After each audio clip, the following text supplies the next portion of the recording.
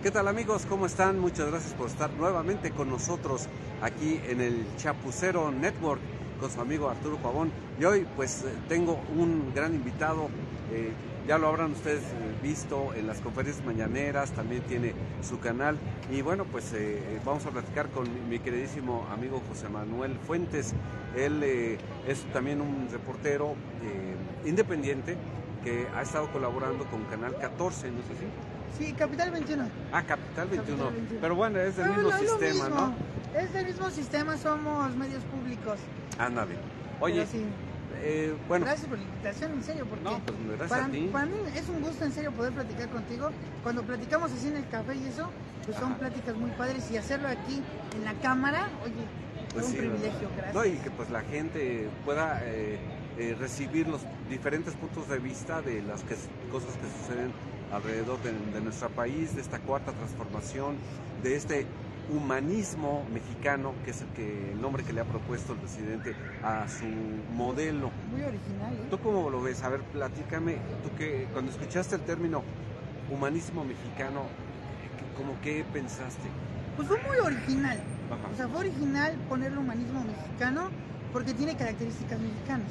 O sea, este modelo se basa del gran legado que deja la independencia, que es la primera transformación.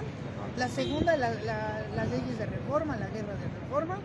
La tercera es la Revolución Mexicana. O sea, cada transformación nos ha dejado varios legados históricos. Por ejemplo, la independencia se acabó con la esclavitud, ¿no? La abolición de la esclavitud.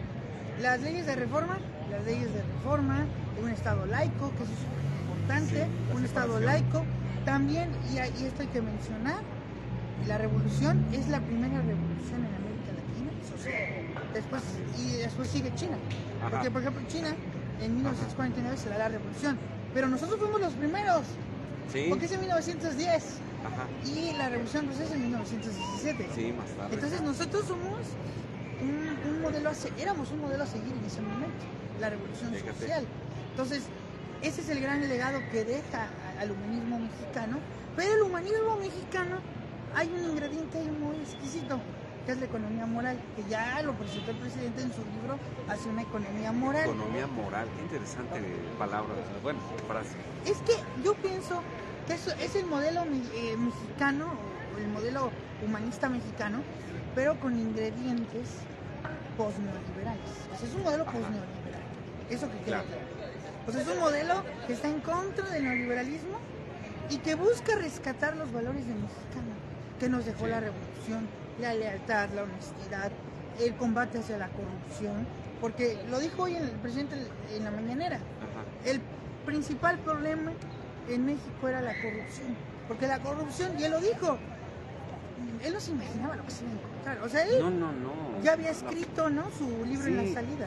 Tenía idea, ¿no?, de la corrupción que siempre se notaba en el gobierno, en los gobiernos anteriores, pero cuando llega uno y se ve, o sea, veías el cochambre, pero no veías todas las cucarachas que estaban abajo de todo ese cochambre. Lo que pasa es que no es lo mismo estar en la oposición que entrar en el gobierno, que ya tienes acceso a todas las herramientas que tiene el gobierno, y entonces empiezas a ver que era un nido de ratas, que había mucha corrupción, y acabar con la corrupción pues no es en un tan solo un día, necesitas meses, años. Es que hay que primero localizar el problema, identificar por qué se dio el problema y después proponer los cambios para que no se vuelva a dar ese problema, ¿no? Lo que pasa es que el presidente es muy bueno con el diagnóstico. O sea, el diagnóstico ya lo tiene el presidente, ¿no? En su libro La Salida ahí es el diagnóstico. Quizá le faltó agregar lo que él dijo ahorita, pero tiene el diagnóstico. Las soluciones son a largo plazo, no son a corto plazo. No son soluciones sencillas de decir, ya se acabó la corrupción. No, o sea, se necesita un cambio de mentalidad de las personas. Claro. Porque el sistema de corrupción no nada más llegaba en el gobierno, llegaba a las escuelas, llegaba en los hospitales. Bueno, hasta en el lugar más mínimo había mucha corrupción. Entonces, ese es un problema muy fuerte que tenemos en México. El problema de la corrupción se da porque no era un delito grave. No lo era. No lo era. O sea, los neoliberales no lo hicieron grave. Y aparte nos lo hacían aceptar como parte de la idiosincrasia del mexicano. O sea, era cultural. Tú sabías, mira, ahorita estamos viendo que está llegando alguien muy importante, Oye, sí. ¿verdad? Oye, Si quieren, ahorita les vamos comentando. vamos comentando. Vamos a ver quién llegó. A ver.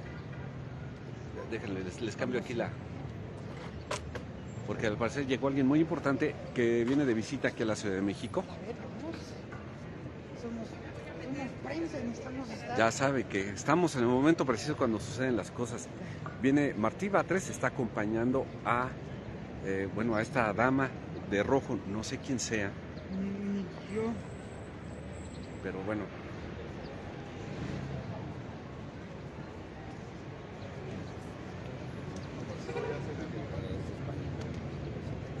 ¿Sí?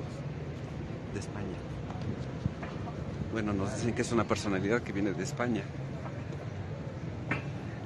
Es la señora de rojo que ustedes van a ver.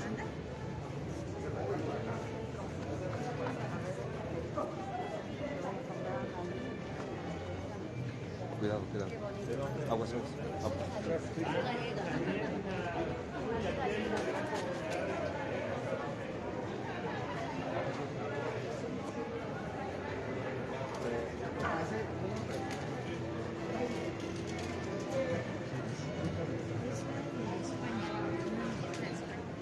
Le doy el cargo. Sí, muchas gracias. Bueno, amigos, no lo teníamos programado en la transmisión, pero ya ustedes vieron cómo llegó y fue recibida por Martí Batres. Vicepresidenta de España. Muchas gracias. ¿Tienes su nombre? Sí. Sí, nos informan. Licenciada Yolanda Díaz Pérez, vicepresidenta segunda del Gobierno de España, ministra de Trabajo y Economía Social. Muchas gracias, muy amable. Bueno, pues una compañera de aquí de ayudantía de la Ciudad de México, del Gobierno de la Ciudad de México, nos informa que es Yolanda Pérez y es ministra segunda de Gobierno de España.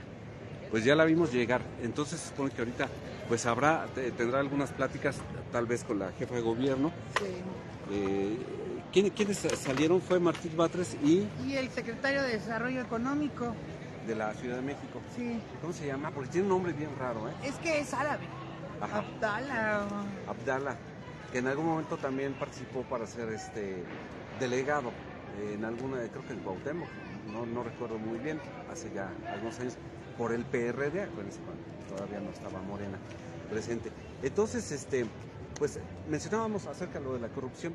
Sí, la corrupción es un problema muy fuerte. A nivel internacional, ¿eh? Fíjate O sea, que a mí, cuando estaban aquí los de Frena, pues obviamente apenas también iniciaba el gobierno del presidente López Obrador, y fue bien raro porque era un sentimiento muy encontrado. Sí es cierto, estábamos acostumbrados a que si íbamos a tener que hacer un trámite aquí o acá, era ya saber que ibas a tener que desembolsar algo. ¿Sí? Sí. Las placas, el vehículo, el permiso para trabajar en algún lugar. Bueno, y de repente llega una persona a Palacio Nacional y nos dice a todos: desde ahora no tienen ustedes que dar nada de mordidas. ¿Cómo? Pero si yo ya me había mentalizado, ya había juntado el dinero, no vas a tener que dar mordidas. Entonces todo el mundo dice: no, este cuate está loco, ¿cómo de que no vamos a dar mordidas? Pues efectivamente se está dando el resultado, y lo estamos viendo ya en muchas esferas de administración y de atención a la gente, que realmente no te están pidiendo, y que si piden los puedes denunciar y hay un castigo efectivo, ¿no? También. Sí, porque antes era muy difícil denunciar. Por eso dicen, oye, es que hay tantas denuncias. Pues sí, porque ahora hay la libertad de denunciar, de decir, este señor me está intentando extorsionar, y antes no te hacían caso. Sí, Y claro. te amenazaban.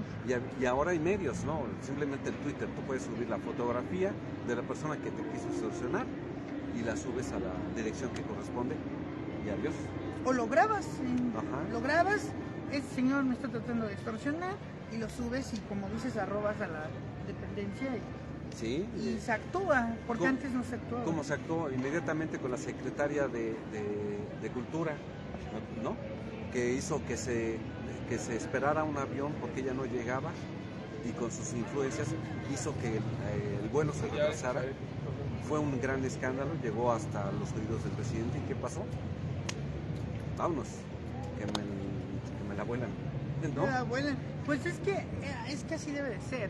O sea, si hay funcionarios que cometen actos que no deben de ser o actos de corrupción, pues se tienen que ir. Claro.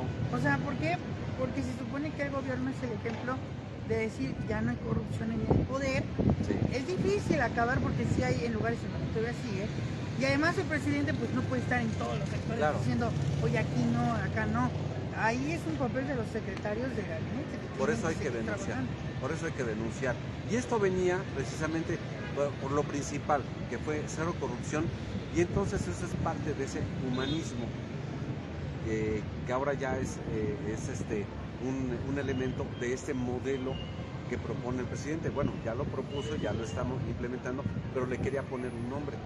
Y entonces en el humanismo, que ahí es donde yo quiero determinarme rápidamente para decir humanismo, se trata de todo lo que tenga que ser humano. Y en eso está englobado algo que él menciona todo el tiempo y que nos lo dice constantemente, es el amor. El amor, si hay amor, olvídense de los otros 10 mandamientos de Moisés. O sea, ese de no robarás, ¿no? En el amor está implícito el no robar, el no mentir, no traicionar, no engañar. Y entonces el humanismo, que es la parte que a él le tocó mexicano, que es la de toda nuestra historia, pues entonces él le propone ese nombre, ¿no? Es que bueno, hay que decirlo, es un modelo único en el mundo, Sí. Es único, es original, y que eso no lo habíamos visto a nivel internacional, porque hay que decirlo, estamos viviendo una época en donde los gobiernos neoliberales, esta lógica de que el mercado es el centro del universo, lo cual no debe de ser así, porque hacen que los mercados se tomen el control del Estado. Sí. O sea, lo que ellos dicen es que hay que disminuir el Estado, pero sí queremos que nos brinde seguridad, Ajá. pero sí queremos que nos brinda otros servicios, pero que no se meta para nada en la economía. O sea, es un error decir que el mercado se regula con el mercado, o que se regula con la mano invisible que decía Adam Smith. Ajá. ¿No? Y esa mano invisible no existe porque el mercado sí necesita a alguien que lo regule. Si no, pues vemos lo que pasó en 2008 con la caída de los Lehman Brothers, la crisis financiera en Estados Unidos, las crisis en la bolsa, o sea, incluso en Estados Unidos saben muy bien que los mercados no se controlan solo. Hay muchos economistas que han analizado y dicen, ¿saben qué? No se puede así, no se puede dejar a los mercados solos. Ahí tenemos a Joseph Stiglitz, a Paul Krugman, que han dicho, así no se debe de manejar el mercado. ¿Y qué propone la economía moral? Que el Estado también esté. Necesitamos un estado de bienestar. Exactamente. Y en Estados Unidos no hay un estado de bienestar. No, porque todo está en manos de los particulares. Si ustedes ven, el Estado no regula en nada lo que es el petróleo, porque son puras compañías privadas. En cambio, aquí les dio su lleguecito el presidente en cuanto a las gasolinas, en cuanto al gas, y ahí está el ejemplo claro, ¿no? Los gaseros se sentían impunes, que podían estar subiendo sin ninguna justificación el precio del gas. Entonces entra el Estado y dice el presidente, pues ahí les va el gas bienestar, el cual, como no es con fines de lucro, no queremos ganar, sino nada más recuperar la inversión, los costos de producción, pues no queremos hacernos ricos con esto. Entonces ahí les va el precio real sin ganancias del gas bienestar. Y es cuando le dan el bajón al precio y entonces toda la gente dice, pues yo también quiero el gas bienestar porque me va a salir 200, 300 pesos más barato. Y entonces todos los productores tuvieron que bajarse. Pero perdón que te interrumpa, estimado Arturo, pero yo creo, y esto hay que señalar, los sectores estratégicos como es el energético que ahorita estás mencionando, el sector alimentario, no puedes dejarlo en manos del mercado extranjero ni de la iniciativa privada, porque son sectores estratégicos. Sí. El energético va pegado con el alimentario. ¿Por qué? Porque si tú tienes gasolina barata, entonces el transporte va a ser más barato para cargar los alimentos. Sí. El jitomate no va a costar tan caro porque, ¿cómo se llama? Pues se me olvidó la palabra técnica. Pues la manera de transportarlo. Sí, la cadena de producción. La cadena de producción no va a ser tan cara porque el diésel, la gasolina no es tan cara. Exactamente. Por eso necesitamos una independencia energética. ¿Cómo se logra? Bueno, pues primero ya no comprar gasolina cuando tú tienes la materia prima. O sea, ese es un error de es comprar naranjas, comprar jugo cuando tienes la naranja. Pues sí. O sea, ese es un problema. Necesitamos comprar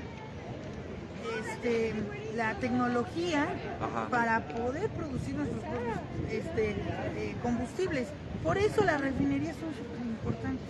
Sí. O sea, la refinería de Dos Bocas y la de Deer Park son un éxito y son un logro del gobierno y un acierto, porque esas nos van a dar una independencia energética. Que la necesitamos una independencia energética para no depender de los conflictos externos. Porque ¿qué pasa, por ejemplo, cuando hay una guerra?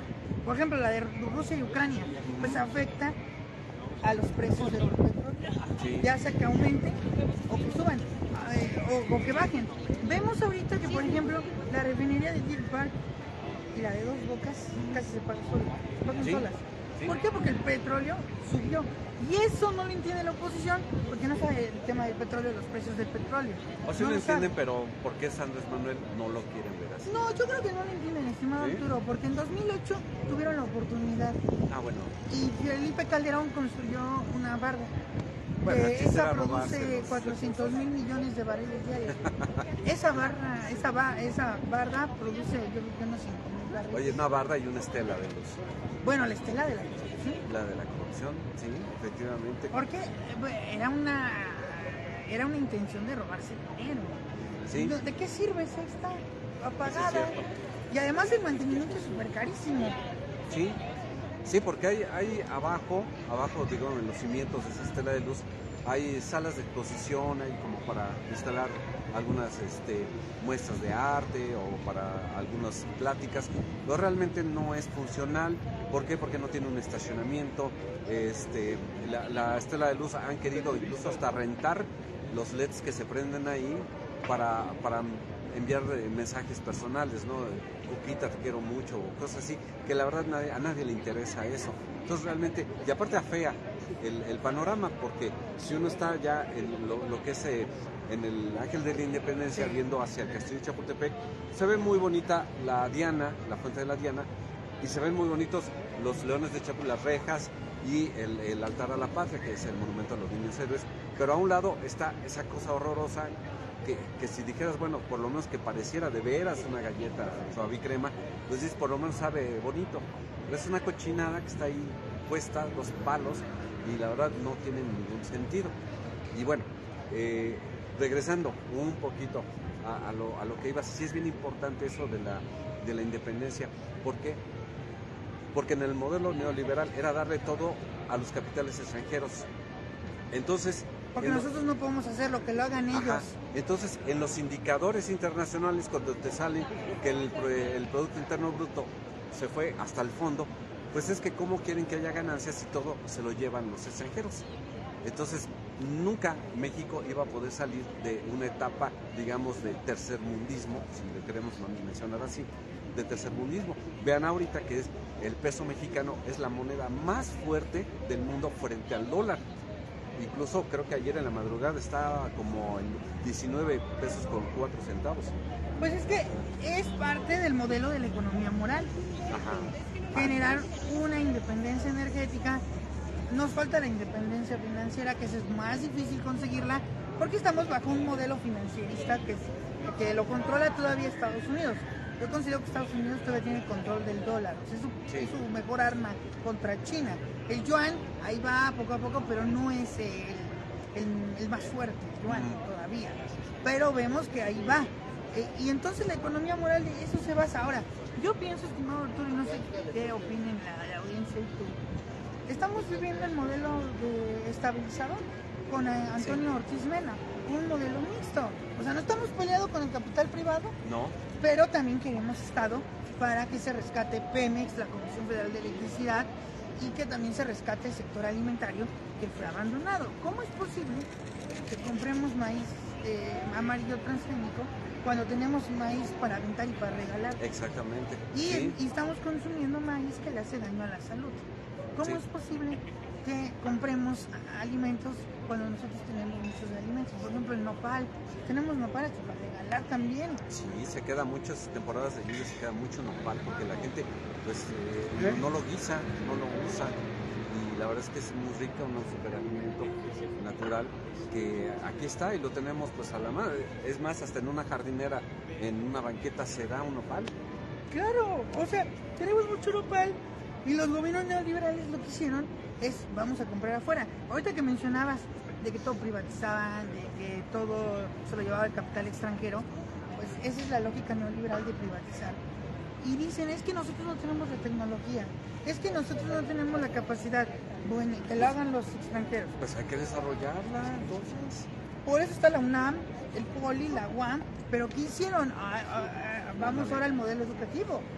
Destruyeron la educación en México. Quítale recursos para que... Teniendo no una investigar. Elbester Gordillo que sale a marchar, que por la libertad, esa ratera, lo voy a decir con todas sus palabras, esa ladrona que se robó muchísimos millones de pesos y que además ahorita ya se casó por amor, según... Por amor, o sea, abusado el que se casó con ella, porque se le va a quedar todo el billete. No, pues, o sea, esa señora no tiene vergüenza. Destruyeron la educación, le quitaron la oportunidad a los jóvenes. Sí. Se quedaban sin escuela los jóvenes porque hacían el examen de admisión que a veces no era, a veces no pasabas, no era porque no sabías, porque no estudiaste, sino que porque no hay cupo. Ajá. Y decían que no había. Hay mucha corrupción. Bueno, es que hay salones donde no tienen bancas, pero ese es el problema. ¿Quién está administrando los recursos de las escuelas? Ajá, ahí es donde hay todavía corrupción en las escuelas, porque está controlada por personas de la derecha. Tenemos el caso de la UNAM, Graue, pues no es de izquierda, ese señor es un conservador. Horrible. En el POLI, en el Instituto Politécnico Nacional, donde yo estudio, pues sí, ahorita está Arturo, tocayo, ¿no? Arturo, que él es de izquierda, lo nombró el presidente López Obrador, pero el Politécnico estaba dominado por el grupo de la derecha y del periodismo, porque acuérdate que Poli era periodista y era del gobierno totalmente. Heredado de la Revolución Mexicana con Lázaro Cárdenas y después se tomó el control, porque incluso hay escuelas, unidades académicas que se llevan el nombre de López Mateos, etcétera, porque pues estaba controlada por en ese momento el PRI, pero ahorita ya puede haber un respiro en las escuelas, pero sí falta mucho presupuesto, hay mucha corrupción, hay maestros corruptos que no dan clases, que ni se presentan, pero sí cobran. Sí, muchos. Y bueno, pues eso es lo que englobó o fue, digamos, la cereza del pastel cuando terminó el presidente su discurso del domingo, en decir viva México, viva la Cuarta Transformación, viva el humanismo mexicano, que es tan importante, y él que es muy, digamos, creyente de la energía del universo, y que yo creo que él se pudo cargar muy bien ese día de energía de toda la gente que se volcaba hacia él. Era una vibración concentrada en una sola persona. Yo que tuve la oportunidad de subirme a la estatua de Cuauhtémoc, desde arriba hice una toma de cuando pasó Andrés Manuel y veía yo todavía los ríos de gente que venían desde el Ángel de la Independencia, que no terminaba de vaciarse, y hacia acá, hacia el centro estaba atascado, y perdón, una sola cabecita blanca caminando entre los miles y miles y miles de personas que estaban ahí.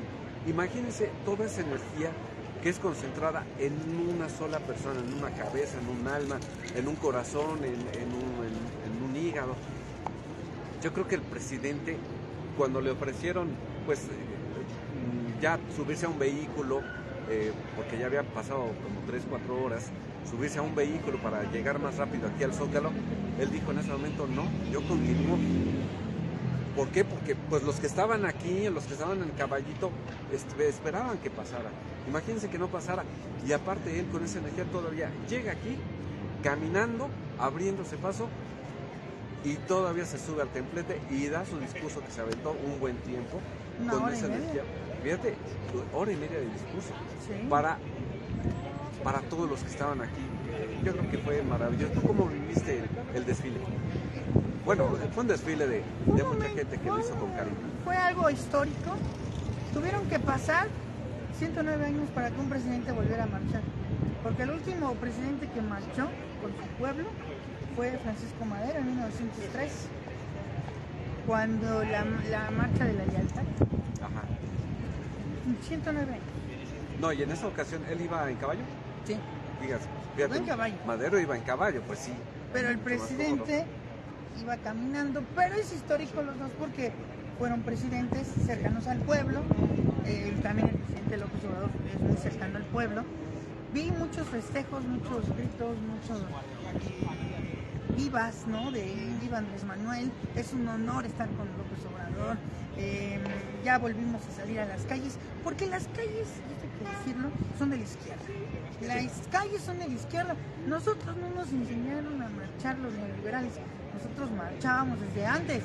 Los neoliberales hicieron sus pininos el 13 de noviembre, cuando fueron a marchar en el Monumento a la Revolución, para defender a un Instituto Nacional Electoral tranza corrupto, que fueron a marchar a decir que el INE no se toca. Claro que se toca el INE hay que transformarlo, hay que cambiarlo, porque no está funcionando. Ellos dicen que sí, pues sí, claro que les está funcionando, pero a ellos y a sus intereses. En cambio, en esta marcha lo que vimos fue una energía positiva, gente que fue de corazón, que llevaban gallinas, gallos al presidente, llegaron en camiones, llegaron desde muy lejos. En silla de ruedas. Silla de ruedas, mucha gente en silla de ruedas, señoras, niños, jóvenes, mucha juventud. O sea, como dijo el presidente en su discurso, el relevo generacional. Creo que el modelo humanista mexicano, la economía moral, la cuarta transformación, es un modelo que nos inspira a todos los jóvenes para seguir con el cambio de transformación. Porque el cambio de transformación se tiene que dar todavía. O sea, el presidente se va en el 2024, pero todavía va a quedar el López Obradorismo. O sea, el López Obradorismo tiene que seguir. Y nosotros tenemos que aprender a vivir sin López Obrador. O sea, tiene que haber un López Obradorismo sin Andrés Manuel, porque si no, vemos lo que pasó en Argentina, lo que pasa en Ecuador, traicionan a Rafael Correa, y el correísmo no puede sin Rafael Correa. Claro. O sea, necesitamos crear un López Obradorismo sin López Obrador, aunque nos duela. Ahí es donde la jefa de gobierno tiene la oportunidad de hacer el López Obradorismo sin Andrés. Ella puede hacerlo, pero es cuestión de que quiera y que ya empiece a hacerlo, porque López Obrador ya lo dijo, se va a ir a su casa. Y entonces, no ¿qué vamos a hacer? Sí. Ese es un problema. Y lo vemos en Argentina con Cristina Fernández de Kirchner. Ella sigue teniendo una política porque no hay kirchnerismo sin Cristina. Sí, ese también es un problema. Entonces, necesitamos ya ver el López Obradorismo sin Andrés. A mí se me hace una crueldad que nos diga el presidente que saliendo él se va. Yo creo que es una decisión muy sabia. Muy dejarlo, porque acuérdate que el poder envenena. Sí, yo creo que ahí va a ser cuestión de una gran madurez por parte de quien quede ya como presidenta o presidente de esta nación. Una vez que se sepa el resultado de quién va a ser el candidato o la candidata, entonces tendrá que haber un proceso de, si se puede decir, evangelización de parte del presidente Andrés Manuel López Obrador con quien quede como candidato o candidata para representar a Morena y quedar en la presidencia, que seguramente va a suceder así. Pero no creo que llegue un Riquín Canallín, ¿verdad?, a la presidencia, pero ya un Monri. Pero ya se está preparando los Verásteguis. O sea, ese señor yo no lo subestimaría, porque es joven y lo podemos ver, no en 2024, yo a Verástegui no lo veo en 2024, no, pero sí lo veo en 2030.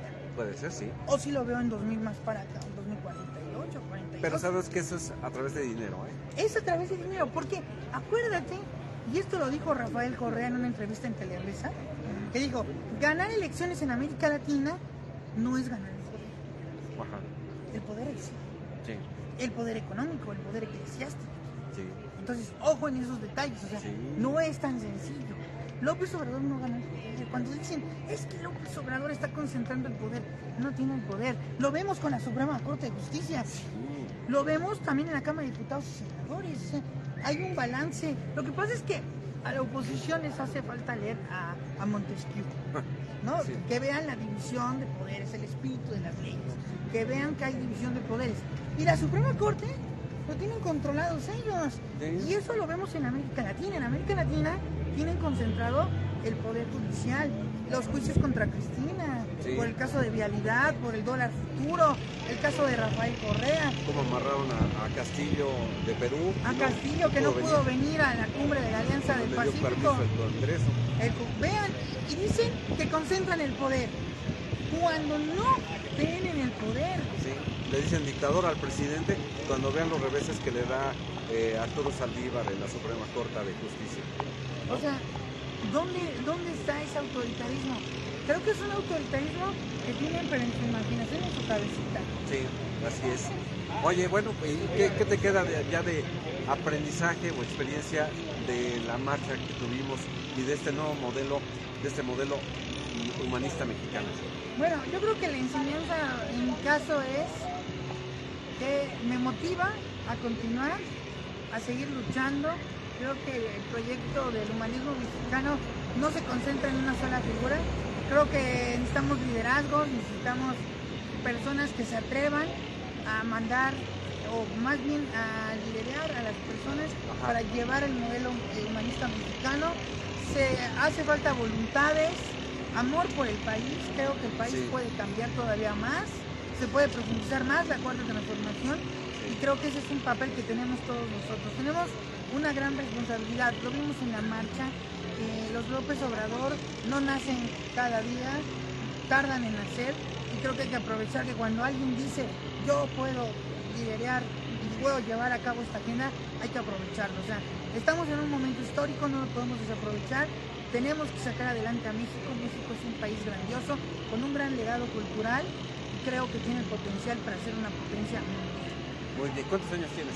24. Fíjense, 24 años, y el presidente, pues, con mucha alegría mencionó que vio a muchísimos jóvenes en esta marcha, y es que efectivamente se necesita ya gente que tenga amor por el servicio público.